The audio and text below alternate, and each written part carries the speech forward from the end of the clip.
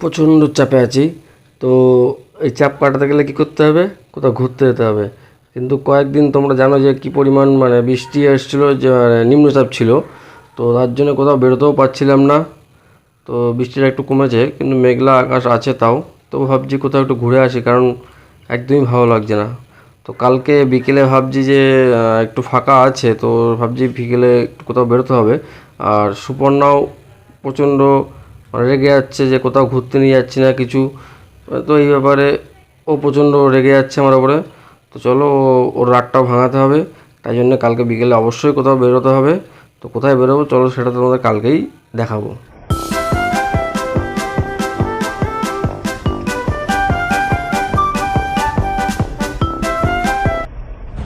আজকে আমার মন ভালো নেই, বউ করেছে আড়ি, তাই আজকে আমরা চলে আসলাম খড়িবাড়ি। তো বন্ধু, এই যে দেখতে পাচ্ছেন পেছনে বেশ বর্ষার জলে বেশ একদম ভর্তি হয়ে গেছে জায়গাটা। আজকে বিকেলবেলা ভাবলাম হঠাৎ করে যে কোথাও একটু যেতে হবে, অনেকদিন কোথাও ঘুরতে যাওয়া হচ্ছে না, ভালোও লাগছে না, তাই চলে আসলাম খড়িবাড়িতে। এই বৃষ্টির মরশুমে যদি আপনার মন খারাপ থাকে, তাহলে আপনাদের অবশ্যই কোথাও বেরিয়ে পড়তে হবে। আর আমার বাড়ি যেহেতু বারাসাত, তো আশেপাশের ভালো জায়গা বলতে সবার প্রথমেই মনে আসে এই খড়িবাড়ি। আশেপাশে প্রচুর পরিমাণে মাছের ভেড়ি আছে, এবং তার মাঝখান দিয়ে এই বিস্তীর্ণ সুন্দর ঝাঁ চকচকে রাস্তা আপনার মন অবশ্যই ভালো করে দেবে, তার গ্যারান্টি আমি নিচ্ছি।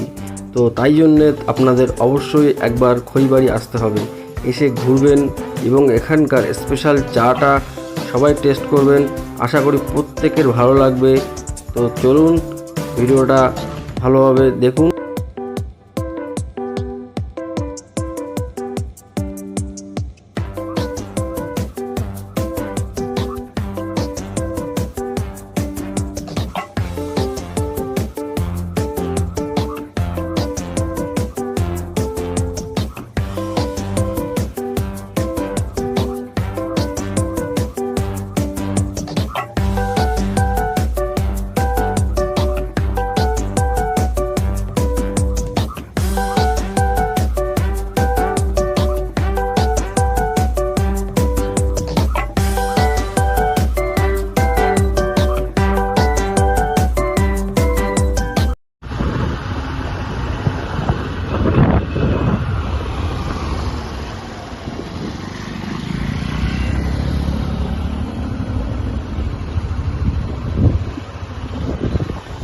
আমার বাদিকের এই গ্রিনারিটা সত্যিই খুব সুন্দর, খুব অসাধারণ, আর বর্ষার জল পেয়ে আরও সুন্দর লাগছে।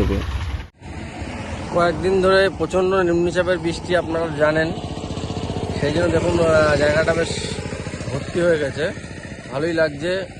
আর আমরা গত বছর একবার এসেছিলাম, কিন্তু সেই সময় পিছনের এইগুলো সব শুকনো ছিল আর কি। শীতকালে এসেছিলাম, তো বর্ষাকালে খুবই সুন্দর লাগছে জায়গাটা।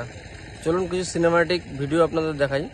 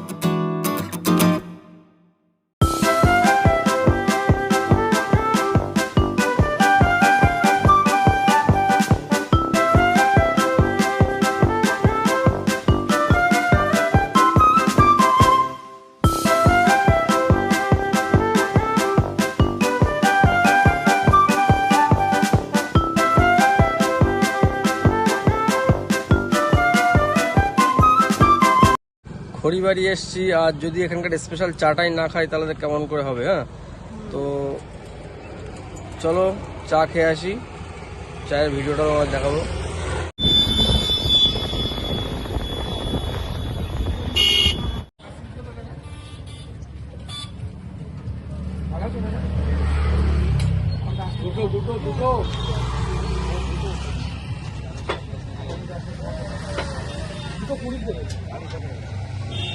দুটো 20 দেবে।